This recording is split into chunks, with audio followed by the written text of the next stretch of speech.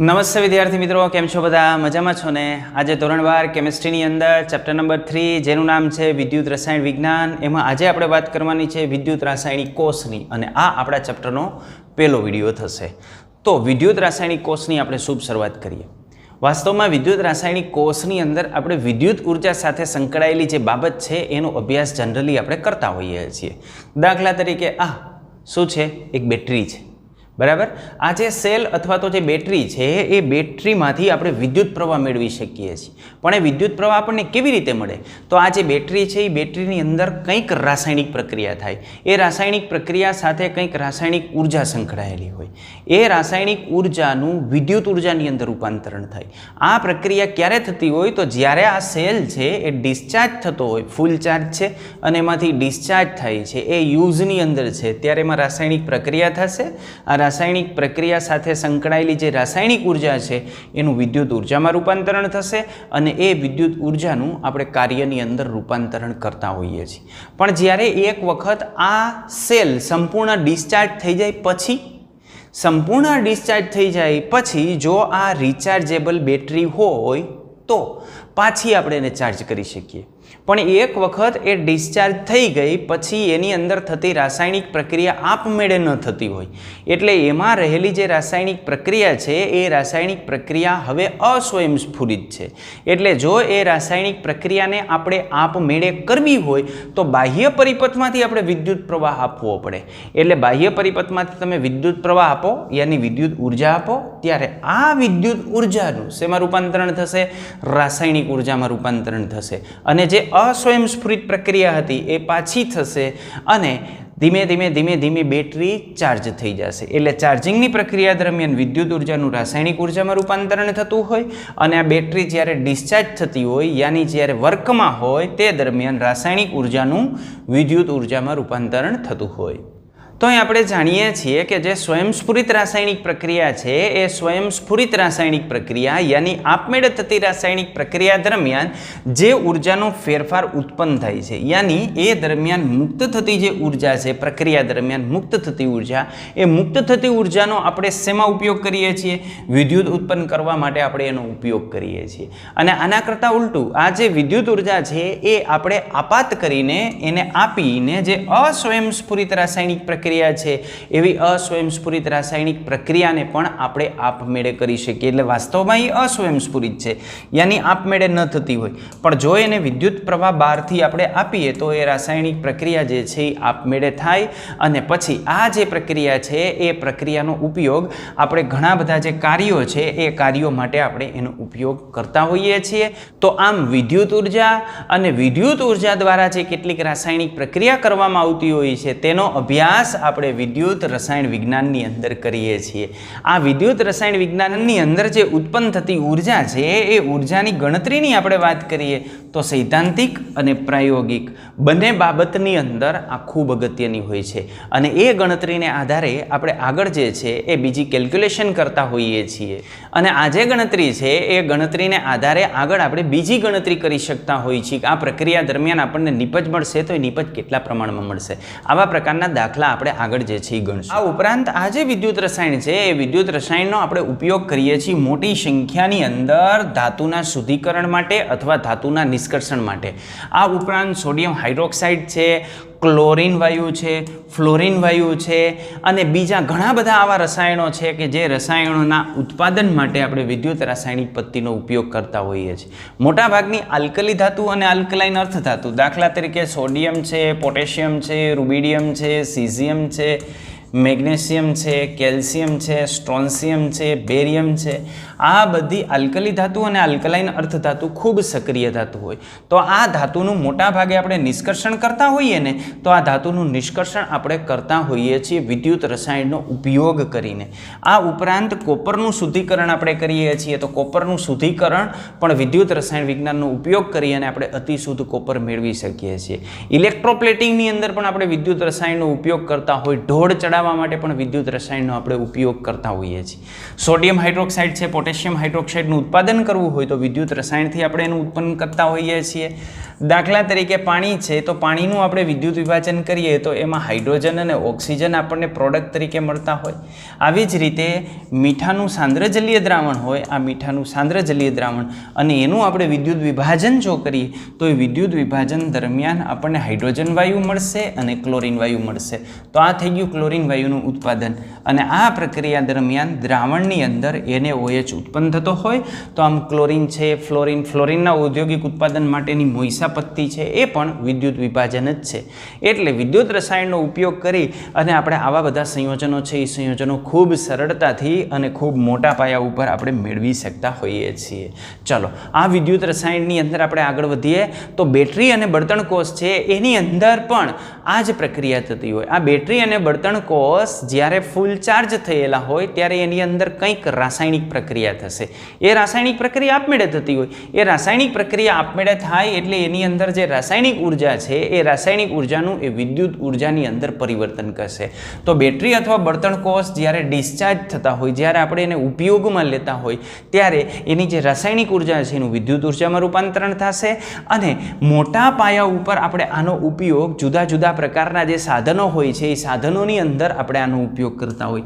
દાખલા તરીકે રેડિયો છે તો રેડિયોની અંદર પણ એક પ્રકારની બેટરી હશે. મોબાઈલ છે તો મોબાઈલની અંદર એક પ્રકારની બેટરી હશે. જુદા જુદા ઇલેક્ટ્રિક જે વેહિકલો છે એ ઇલેક્ટ્રિક વેહિકલ, ઇલેક્ટ્રિક ટોયસ એની અંદર પણ ચોક્કસ પ્રકારની બેટરી હશે.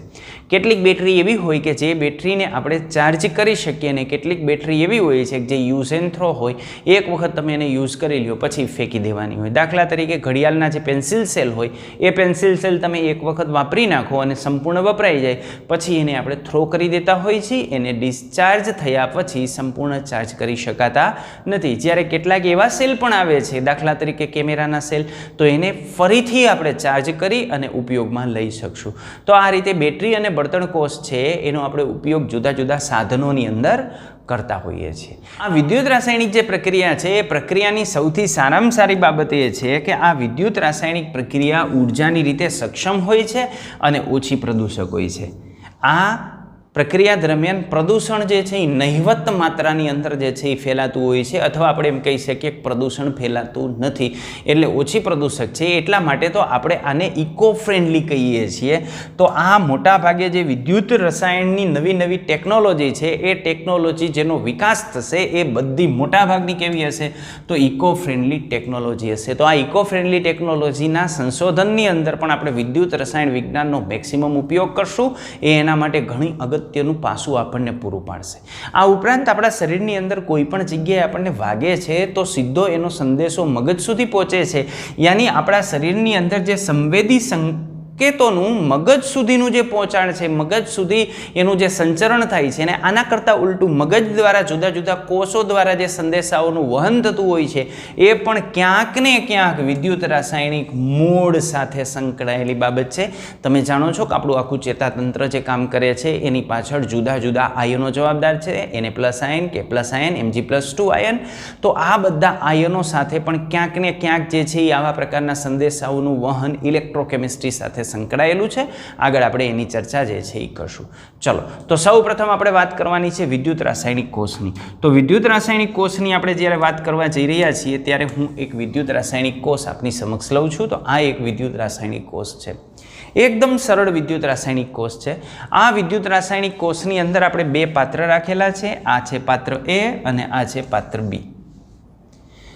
આ પાત્ર એની અંદર શું છે તો આ જે પાત્ર A છે એની અંદર આપણે ZnSO4 નું દ્રાવણ ભરેલું છે. તો પાત્ર A કે જેમાં ZnSO4 નું દ્રાવણ આપણે ભરેલું છે. આ ZnSO4 ના દ્રાવણમાં એક ઝીંકની પટ્ટી ડૂબાડેલી છે. પણ કેટલી ડૂબાડેલી છે? એનો કેટલોક ભાગ ZnSO4 ના દ્રાવણની અંદર ડૂબાડેલો છે અને કેટલોક ભાગ બહાર ખુલ્લો રાખેલો છે. આ જે પટ્ટી જેને આપણે વિદ્યુત ધ્રુવ તરીકે ઓળખીએ છીએ, તો આ એક પટ્ટી છે એને યોગ્ય વિદ્યુત વિભાજ્યના દ્રાવણની અંદર ડૂબાડેલી છે. જ્યારે પટ્ટીને આપણે આની અંદર ડૂબાડીએ છીએ એના પહેલાં આપણે શરૂઆતમાં આ પટ્ટીનું વજન કરી લઈએ છીએ અને ચોક્કસ વજન ધરાવતી ઝીંકની પટ્ટીને ZnSO4 દ્રાવણની અંદર આપણે ડૂબાડીએ છીએ. ઓકે, તો આ એક પ્રકારના અર્ધકોષનું નિર્માણ થયું. આ અર્ધકોષનું જે નિર્માણ થાય છે એને આપણે આવી રીતે દર્શાવી શકીએ. કોણ છે? ઝીંકની પટ્ટી. કોના સંપર્કમાં છે? તો આમાં સક્રિય આયન કયો છે? Zn+2.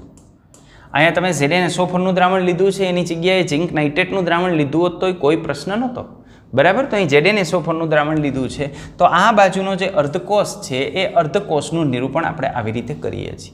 શું કહેવાય એને? અર્ધકોષ. કારણ કે આ જે કોષ છે એ કોષના 2 ભાગ પાડી નાખો એટલે એક ભાગની અંદર આપણને આટલું મળે છે, એટલે એને આપણે અર્ધકોષ તરીકે દર્શાવીએ છીએ. તો આ પહેલો અર્ધકોષ થયો, પાત્ર એ. પાત્ર એની અંદર આપણે ZnSO4નું ચોક્કસ સાંદ્રતા ધરાવતું જલીય દ્રાવણ લીધું છે, એની અંદર ચોક્કસ વજન ધરાવતી ઝીંકની પટ્ટીને થોડોક એનો ભાગ બહાર રહીને એવી રીતે ડૂબાડેલી છે. હવે આપણે બીજા પાત્ર તરફ જઈએ તો આ બીજું પાત્ર છે. બીજા પાત્રની અંદર આપણે શું કરેલું છે? તો આ બીજા પાત્રની અંદર CuSO4નું દ્રાવણ ભરેલું છે. આની અંદર CuSO4નું દ્રાવણ છે અને આ CuSO4ના દ્રાવણની અંદર ચોક્કસ વજન કરાવેલી, માનો કે આનું વજન છે W2 ગ્રામ, તો ચોક્કસ વજન કરેલી કોપરની પટ્ટી એવી રીતે ડૂબાડેલી છે કે એનો કેટલો ભાગ દ્રાવણની અંદર રહે અને કેટલોક ભાગ બહાર રહે. ઓકે. હવે બાહ્ય પરિપથની અંદર આ જે બંને પટ્ટી છે એ બંને પટ્ટીને આપણે કોપરના તાર વડે જોડી દઈએ છીએ. તો આ કોપરના તાર વડે આ બંને પટ્ટીને આપણે જોડી દઈએ છીએ. આ બંને પટ્ટીને આપણે જોડી દીધી. કેવી રીતે જોડી? કોપરના તારનો ઉપયોગ કરીને.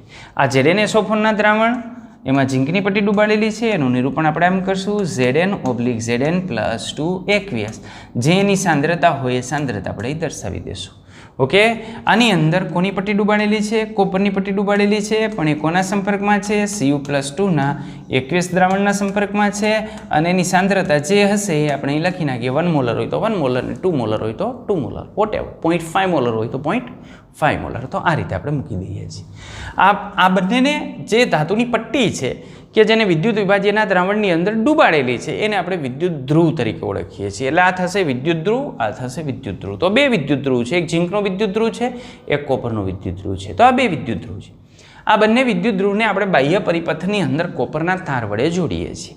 એટલે બાહ્ય પરિપથની અંદર જો વિદ્યુત પ્રવાહ પસાર થાય તો એ વિદ્યુતનો વાહક તાર છે, એટલે ઇલેક્ટ્રોનનું વહન કરી શકે.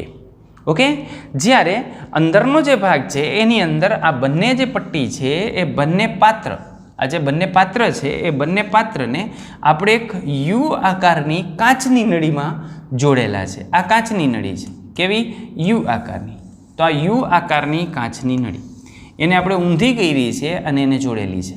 અહીં જે છેડા છે એ બંને છેડા ઉપર ગ્લાસ વૂલ હોય, ગ્લાસ વૂલ, બરાબર.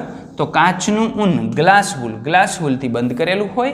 આ જે પટ્ટી છે, આ જે નળી છે એ નળીને આપણે ક્ષાર સેતુ કહીએ છીએ, સોલ્ટ બ્રિજ તરીકે ઓળખીએ છીએ.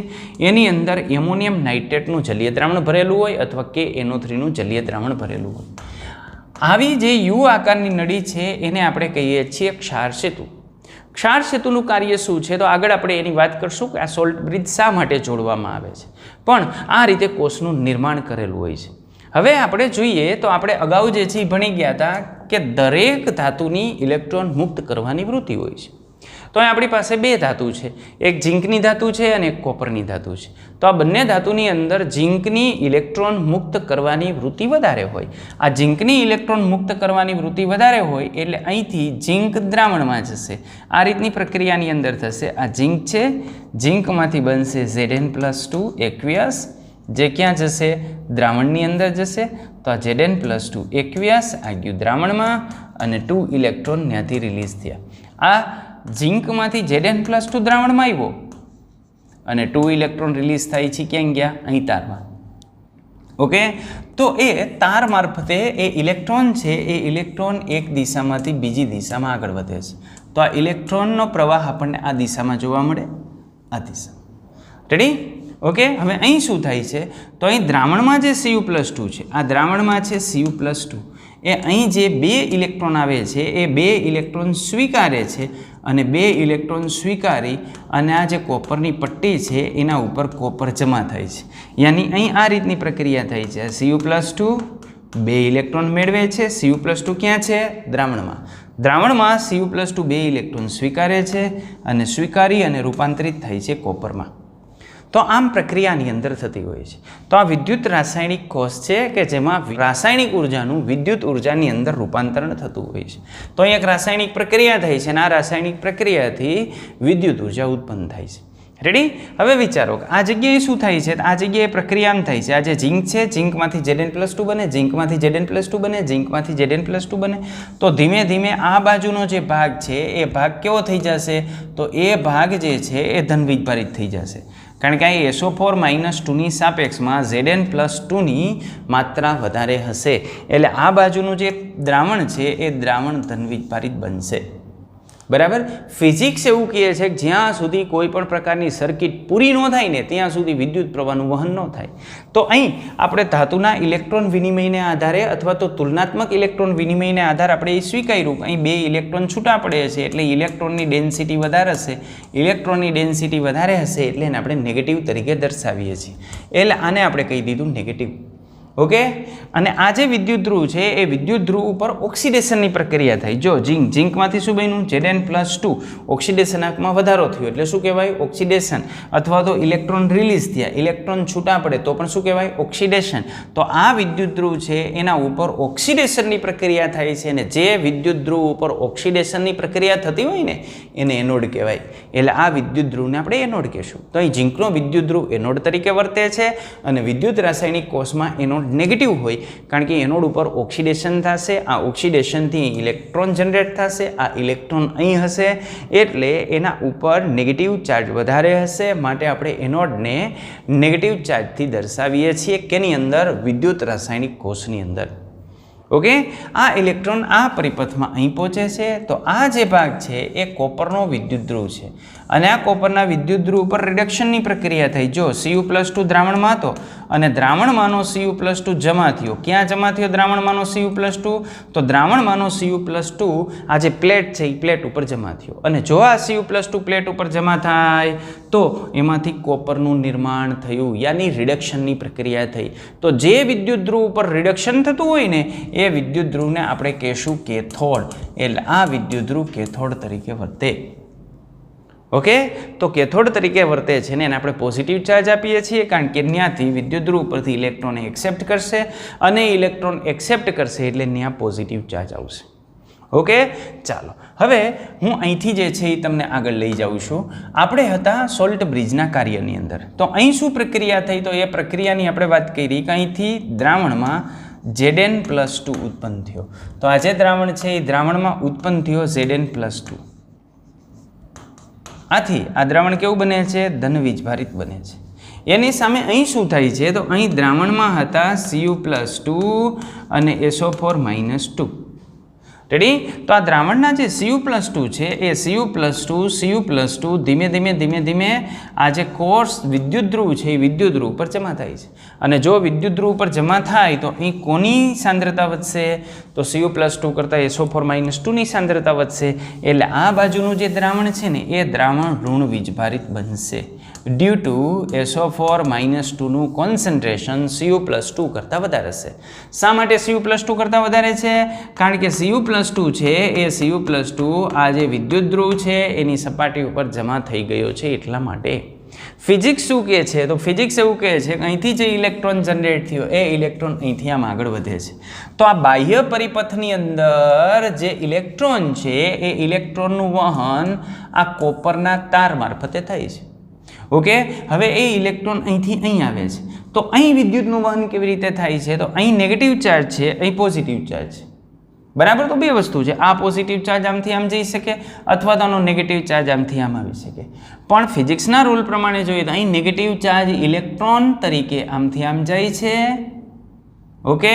અને આ દ્રાવણમાં જે SO4 - 2 છે એ SO4 - 2 અહીંથી અહીં આવે છે એટલે નેગેટિવ ચાર્જ અહીંથી અહીં આવે છે.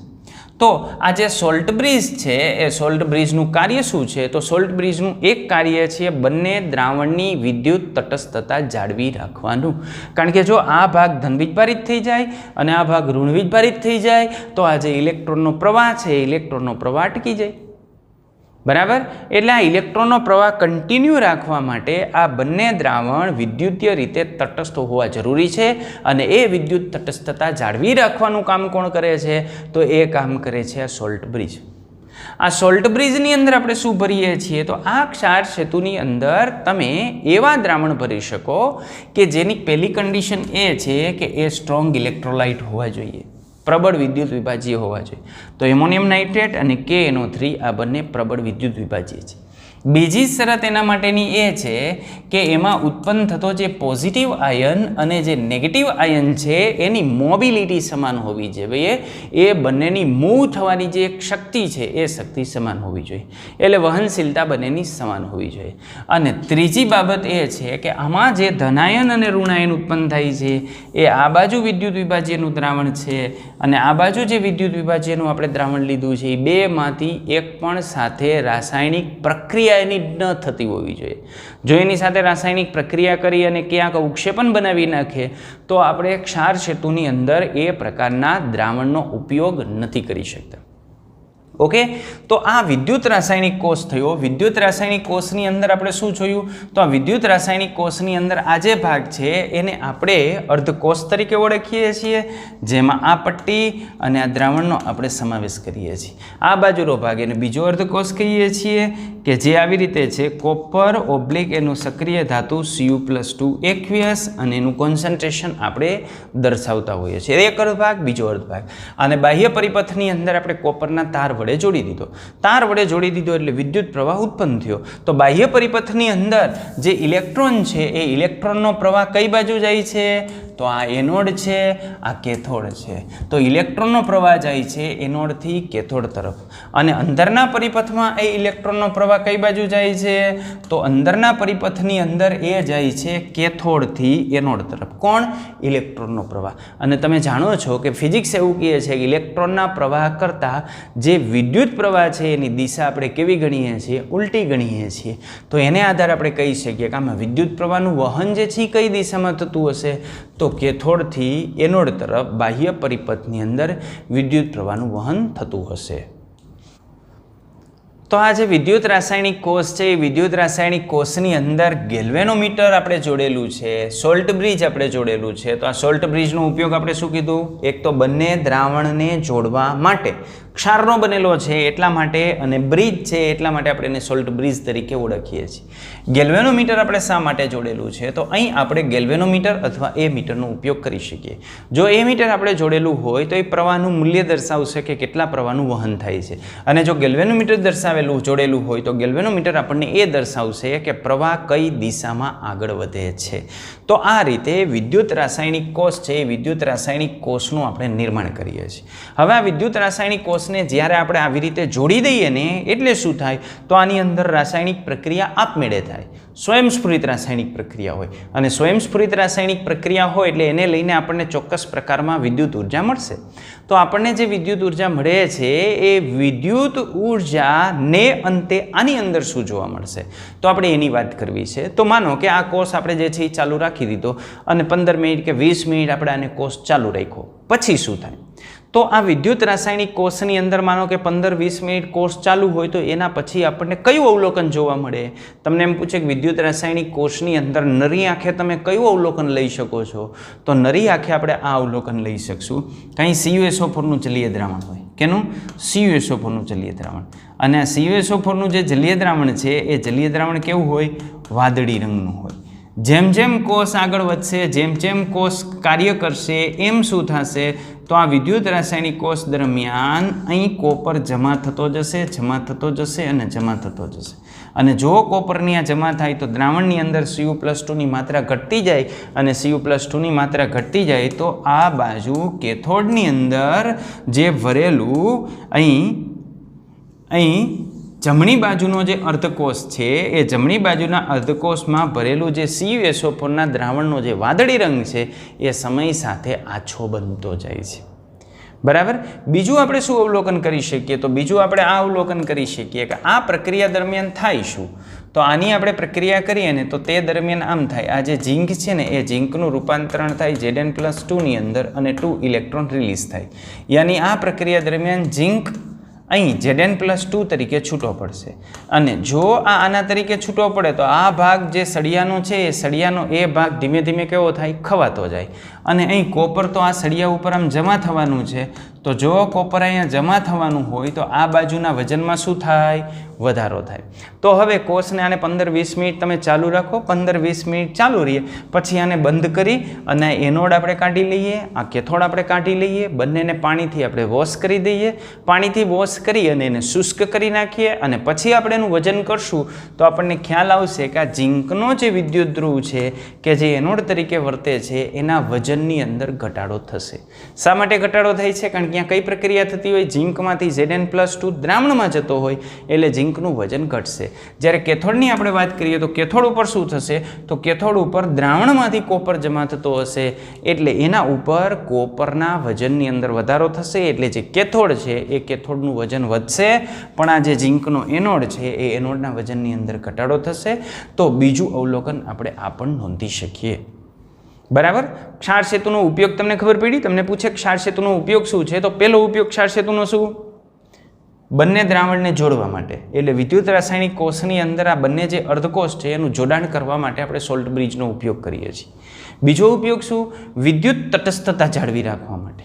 નહીતર આ ધન વીજભારિત થઈ જાય અને આ બાજુનું દ્રાવણ છે ઋણ વીજભારિત થઈ જાય, અને જો એક ધન વીજભારિત ને એક ઋણ વીજભારિત થાય તો પરિપથમાંથી વિદ્યુત પ્રવાહનું વહન બંધ થઈ જાય એટલે વધારાના ઇલેક્ટ્રોન ઉત્પન્ન ન થાય. એટલે બંને દ્રાવણની વિદ્યુત તટસ્થતા જાળવી રાખવા માટે આપણે સોલ્ટ બ્રિજનો ઉપયોગ કરતા હોઈએ છીએ. ક્લિયર? ઓકે. સોલ્ટ બ્રિજની અંદર કેવા પ્રકારના દ્રાવણ ભરાય? તો સોલ્ટ બ્રિજની અંદર પ્રબળ વિદ્યુત વિભાજ્યનું દ્રાવણ ભરવાનું. બીજું, એની અંદર ઉત્પન્ન થતા ધનાયન અને ઋણાયનની જે વહનશીલતા છે, મોબિલિટી છે એ સમાન હોય એવા પ્રકારના વિદ્યુત વિભાજ્ય એની અંદર ભરવાના. ત્રીજું, તમારે એક વસ્તુ એ ધ્યાનમાં રાખવાની છે કે એમાંથી ઉત્પન્ન થતા આયનો આ જે વિદ્યુત વિભાજ્યના દ્રાવણ ભરેલા છે એની સાથે રાસાયણિક પ્રક્રિયાની ન થતી હોય, આ વસ્તુ આપણે એની અંદર ધ્યાનમાં રાખવાની છે. ઓકે. વિદ્યુત ધ્રુવ એટલે શું? તો તમને ખ્યાલ આવ્યો વિદ્યુત ધ્રુવ એટલે શું? તો આ રાસાયણિક પ્રક્રિયાની અંદર જે ધાતુના સળિયા અથવા તો અધાતુની પટ્ટી કે જેના ઉપર રાસાયણિક પ્રક્રિયા થતી હોય તેને આપણે વિદ્યુત ધ્રુવ તરીકે ઓળખીએ છીએ. તો આ ઝીંકનો વિદ્યુત ધ્રુવ છે, આ જે છે એ કોપરનો વિદ્યુત ધ્રુવ છે. જે વિદ્યુત ધ્રુવ ઉપર ઓક્સિડેશનની પ્રક્રિયા થતી હોય તેને એનોડ કહેવાય. એટલે આ એનોડની વ્યાખ્યા થઈ કે જેના ઉપર કઈ પ્રક્રિયા થાય છે? ઓક્સિડેશનની, તો એનોડ કહેવાય. અને જેના ઉપર રિડક્શનની પ્રક્રિયા થતી હોય એ વિદ્યુત ધ્રુવને આપણે કેથોડ તરીકે ઓળખતા હોઈએ છીએ. ઓકે. આ વસ્તુ તમારે ખાસ ધ્યાનમાં રાખવાની છે. તો સાથે સાથે એની અંદર કેવી પ્રક્રિયા થાય છે એ પ્રક્રિયાની આપણે વાત કરી લઈએ. તો એમાં થતી પ્રક્રિયા આપણે અગાઉ જોઈ ગયા કે આ પ્રકારની પ્રક્રિયા થાય છે. સંપૂર્ણ પ્રક્રિયા પણ આપણે દર્શાવી દઈએ. Zn-SO4ના દ્રાવણ પાત્ર એની અંદર ભર્યું છે, એની અંદર આ પ્રકારની પ્રક્રિયા થાય. ઝીંક છે એનું Zn+2માં રૂપાંતરણ થાય, 2 ઇલેક્ટ્રોન રિલીઝ થાય. 2 ઇલેક્ટ્રોન રિલીઝ થાય એટલે આપણે આને કહેશું ઓક્સિડેશન. અને ઓક્સિડેશનની પ્રક્રિયા જે વિદ્યુત ધ્રુવ પર થતી હોય એને આપણે શું કહેશું? એનોડ. અને સામે CuSO4ના દ્રાવણ કે જે પાત્ર બીની અંદર ભરેલું છે એની અંદર આ પ્રકારની પ્રક્રિયા થાય. Cu+2 2 ઇલેક્ટ્રોન એક્સેપ્ટ કરશે અને એનું કોપરમાં રૂપાંતરણ થાય. તો આ પ્રકારની જે રચના છે એ રચનાને આપણે શું કહીએ છીએ? તેને આપણે વિદ્યુત રાસાયણિક કોષ તરીકે ઓળખીએ છીએ. આ ઉપરાંત એને ગેલ્વેનિક કોષ કહેવાય. આ ઉપરાંત એને આપણે વોલ્ટેઇક કોષ તરીકે પણ ઓળખતા હોઈએ છીએ.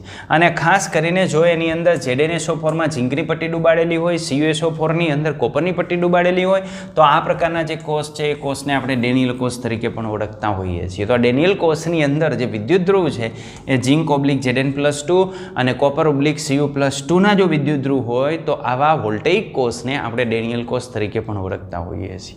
હવે વિદ્યુત ધ્રુવની આપણે જે ચર્ચા કરી કે વિદ્યુત ધ્રુવ આપણે કોને કહીએ છીએ? તો ધાતુની પટ્ટી અથવા તો અધાતુના સળિયા કે જેના ઉપર રેડોક્સ પ્રક્રિયા થાય છે અથવા રેડોક્સ પ્રક્રિયા એ અનુભવે છે તેને આપણે વિદ્યુત ધ્રુવો કહીએ છીએ.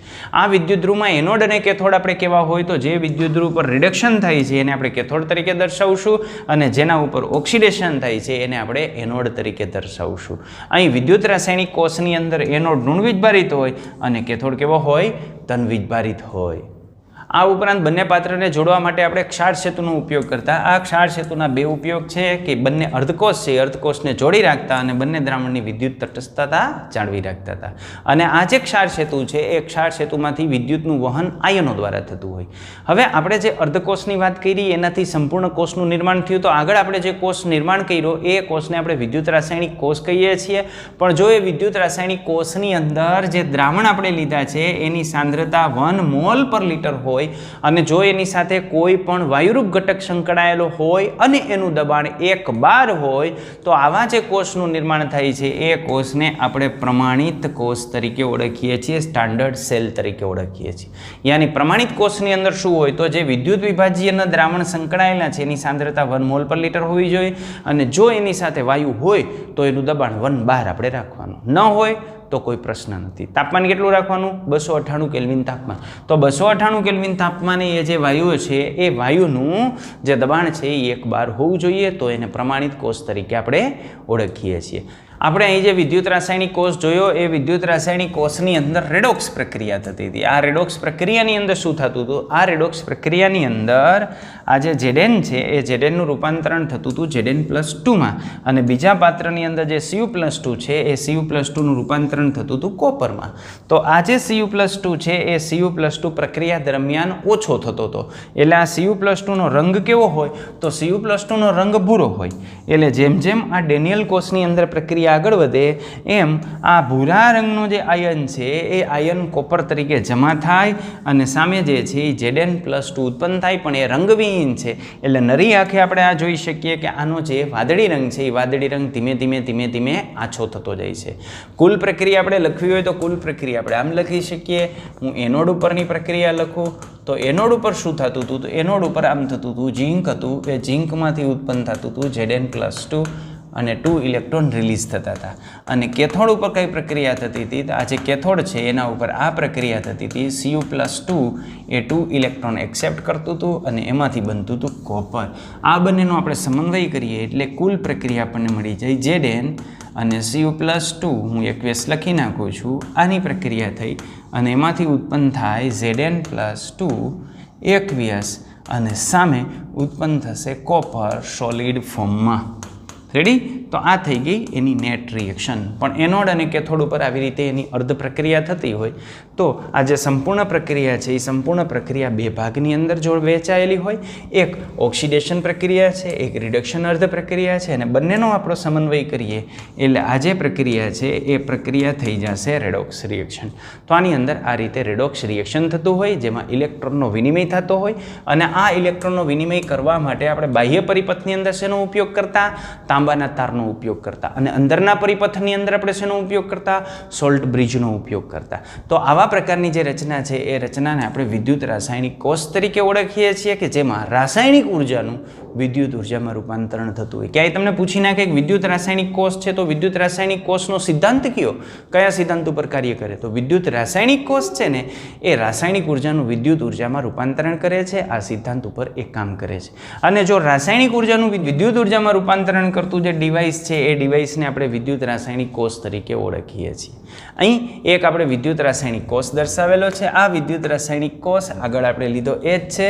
આની અંદર ઝીંકનો સળિયો છે. આ ઝીંકના સળિયામાં શું થાય તો Zn+2 અહીં દ્રાવણમાં જશે તો ઝીંકમાંથી Zn+2 દ્રાવણમાં જશે. ઇલેક્ટ્રોન અહીં બહાર નીકળશે. આ ઇલેક્ટ્રોનનો પ્રવાહ આ દિશામાં છે. અહીંથી ઇલેક્ટ્રોન આમ આગળ વધશે, ત્યાંથી સોલ્ટ બ્રિજમાં જશે, સોલ્ટ બ્રિજમાંથી આમ જશે એટલે આમ સર્કિટ પૂરી થઈ જશે. અહીં જે ઇલેક્ટ્રોનનો પ્રવાહ છે એ ઇલેક્ટ્રોનને લઈને હશે અને અહીં જે ઇલેક્ટ્રોન છે એનું વહન કેવી રીતે થશે? આયન તરીકે એનું વહન થશે અને આમ સર્કિટ પૂરી થશે. આ ઇલેક્ટ્રોન છે, ઇલેક્ટ્રોન અહીંથી સલ્ફેટ આયન. રેડી? ઓકે. તો આ રીતે આપણને આની અંદર જોવા મળે. આપણે હમણાં જોઈ ગયા કે આની અંદર ઇલેક્ટ્રોનનું વહન કઈ બાજુ થશે તો ઇલેક્ટ્રોનનું વહન એનોડ ટુ કેથોડ. આ એનોડ ટુ કેથોડ. પણ વિદ્યુત પ્રવાહનું વહન કઈ બાજુ તો બાહ્ય પરિપથની અંદર કેથોડથી એનોડ તરફ. ઇલેક્ટ્રોનનું વહન અંદરના પરિપથની અંદર ક્યાં થાય તો કેથોડથી એનોડ તરફ. કેના દ્વારા? આયન દ્વારા. રેડી? તો આ રીતે આપણને જોવા મળે. હવે આ જે વિદ્યુત રાસાયણિક કોષ આપણે લઈએ છીએ એ વિદ્યુત રાસાયણિક કોષની અંદર જે ઘટક કણો છે એ ઘટક કણોની જો સાંદ્રતા આપણે 1 મોલર લઈ લઈએ. દાખલા તરીકે આ બાજુ આપણે લીધું છે ZnSO4નું દ્રાવણ. પણ જો અહીં 1 મોલર સાંદ્રતા ધરાવતું એકવેસ દ્રાવણ લઉં, આ બાજુ CuSO4નું દ્રાવણ છે અને એ જે CuSO4નું દ્રાવણ છે એની પણ આપણે 1 મોલર સાંદ્રતા લઈ લઈએ અને આમાં વાયુ તો છે નહીં. તાપમાન આપણે 298 કેલ્વિન રાખી દઈએ. T = 298 kelvin. તો આ જે કોષ છે એમાં વિદ્યુત વિભાજ્યના દ્રાવણની સાંદ્રતા 1 મોલ લીધી છે, એટલે હવે આપણે આને પ્રમાણિત કોષ કહેશું. તો આ પ્રમાણિત કોષની અંદર જે આ ડેનિયલ કોષ છે એ ડેનિયલ કોષના વોલ્ટેજ કેટલા હોય? તો આ ડેનિયલ કોષના વોલ્ટેજ હોય 1.1 વોલ્ટ. તો આની અંદર આપણને જે કોષ પોટેન્શિયલ જોવા મળશે એ કોષ પોટેન્શિયલને આપણે E વડે દર્શાવીએ છીએ અને Eનું મૂલ્ય આપણને મળશે 1.1 વોલ્ટ. એટલે આ કોષ 1.1 વોલ્ટ વીજ સ્થિતિમાનનો તફાવત ઉત્પન્ન કરી શકે છે. બરાબર. હવે આ કોષની અંદર 1.1 વોલ્ટ જેટલા વિદ્યુત પ્રવાહ ઉત્પન્ન કરે છે. તો હવે જો આની અંદર આપણે બાહ્ય પરિપથમાંથી વિદ્યુત પ્રવાહ આપીએ તો આમાં થતી રાસાયણિક પ્રક્રિયામાં શું ફેરફાર થાય? અત્યારે કઈ રીતે રાસાયણિક પ્રક્રિયા થઈ છે? આ રીતે Zn Cu+2 ઝીંકનું રૂપાંતરણ થાય Zn+2 માં અને આનું રૂપાંતરણ થાય Cu ની અંદર. આ પ્રકારની રાસાયણિક પ્રક્રિયાની અંદર જોવા મળે છે અને એના કોષ પોટેન્શિયલ 1.1 વોલ્ટ છે. પ્રમાણિત સ્થિતિની અંદર છે એટલે અહીં હું ઉપર મીંડું મૂકી દઉં છું. પ્રમાણિત કોષ પોટેન્શિયલ એનો 1.1 વોલ્ટ છે. હવે બાહ્ય પરિપથમાં આપણે આની અંદર વિદ્યુત પ્રવાહ લાગુ પાડીએ છીએ. બાહ્ય પરિપથમાંથી આપણે વિદ્યુત પ્રવાહ લાગુ પાડીએ તો શું થાય? તો પેલો કોષ આપણે એવો વિચારીએ કે જેની અંદર જે એક્સટર્નલ વોલ્ટેજ છે એ એક્સટર્નલ વોલ્ટેજ કેવા છે? 1.1 વોલ્ટ કરતાં ઓછા છે. એટલે આપણે બાહ્ય પરિપથની અંદર 1.1 વોલ્ટ કરતાં ઓછો વિદ્યુત પ્રવાહ અને બાહ્ય પરિપથમાં આપણે લાગુ પાડીએ છીએ તો શું થશે? તો એની અંદર આ પ્રક્રિયા ચાલુ જ રહેશે. ઝીંક Cu+2 અને એમાંથી ઉત્પન્ન થશે Zn+2 પ્લસ કોપર. પણ આ જે પ્રક્રિયાનો જે વેગ હતો ને એ વેગ ઘટી જશે. પહેલાં જેટલા ઝડપથી આ પ્રક્રિયા થતી હશે એ પ્રક્રિયા એની સાપેક્ષમાં એ ધીમી થઈ જશે, કારણ કે અત્યારે બાહ્ય પરિપથમાં આપણે વધારાનો વિદ્યુત પ્રવાહ લાગુ પાડી દીધો છે. પણ એ જે વિદ્યુત પ્રવાહ છે એના વોલ્ટેજ 1.1 વોલ્ટ કરતાં ઓછા છે એટલે આ પ્રક્રિયા ધીમી થઈ જશે. પહેલાં 10 મિનિટે માનો કે કોપરની અંદર જે છે એ 2 ગ્રામનો વધારો થતો હોય તો હવે 10 મિનિટ આપણે આ કોષ ચાલુ રહેવા દેશું તો એમાં 2 ગ્રામનો વધારો નહીં થાય, એના કરતાં ઓછો વધારો થશે. પણ વધારો તો થશે જ. બરાબર. હવે બીજો કેસ આપણે વિચારીએ એ છે એક બાહ્ય પરિપથની અંદર જે એક્સટર્નલ આપણે આપેલો છે એ એક્ઝેક્ટ 1.1 વોલ્ટ આપીએ. આ કોષમાંથી જેટલા વોલ્ટેજ જનરેટ થાય છે એટલા જ વોલ્ટેજ આપણે બહારથી બાહ્ય પરિપથમાં આપણે આને જોડીએ છીએ. તો બાહ્ય પરિપથમાં 1.1 વોલ્ટ સાથે આપણે જોડશું તો અહીંથી જે વિદ્યુત પ્રવાહ છે એ વિદ્યુત પ્રવાહનું વહન બંધ થઈ જશે. એનો મતલબ કે અહીં એનો જે એક્સટર્નલ આપણે આપીએ છીએ 1.1 વોલ્ટ આપશું ત્યારે ઇલેક્ટ્રોન કે વિદ્યુત પ્રવાહ બેમાંથી એક પણનું વહન થશે નહીં અને કોઈ પણ પ્રકારની રાસાયણિક પ્રક્રિયાની અંદર નહીં થાય.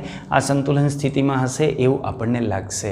હવે ત્રીજો કેસ આપણે વિચારીએ કે જો આને બાહ્ય પરિપથની અંદર 1.1 વોલ્ટ કરતાં વધારે આપીએ તો જો આને બાહ્ય પરિપથની અંદર 1.1 વોલ્ટ કરતાં વધારે આપીએ ને તો જે પરિસ્થિતિ હતી ને પરિસ્થિતિ બદલાઈ જશે. પહેલાં કઈ પ્રક્રિયા થતી હતી? આમ થતું હતું Zn અને Cu+2 ઝીંકનું રૂપાંતરણ થતું હતું Zn+2 માં અને આ જે કોપર છે એનું રૂપાંતરણ થતું હતું આની અંદર.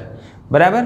પણ જો આપણે એક્સટર્નલ 1.1 વોલ્ટ કરતાં વધારે આપી દઈએ તો આ પ્રક્રિયા અટકી જશે અને આની વિરોધી પ્રક્રિયા ચાલુ થશે.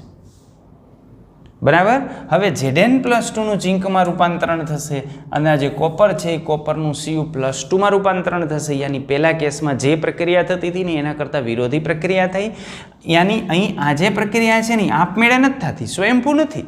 પણ એ પ્રક્રિયા સ્વયંભૂ કરવા માટે આપણે બાહ્ય પરિપથની અંદર કંઈક વિદ્યુત ઉર્જા આપણે આપીએ છીએ. તો આ કેસમાં હવે વિદ્યુત ઉર્જાનું રાસાયણિક ઉર્જામાં રૂપાંતરણ થાય અને જો વિદ્યુત ઉર્જાનું રાસાયણિક ઉર્જામાં રૂપાંતરણ થતું હોય તો હવે આ જે કોષ છે એને વિદ્યુત વિભાજન કોષ તરીકે આપણે ઓળખીએ છીએ. તો હવે આ વિદ્યુત વિભાજન કોષ તરીકે વર્તશે.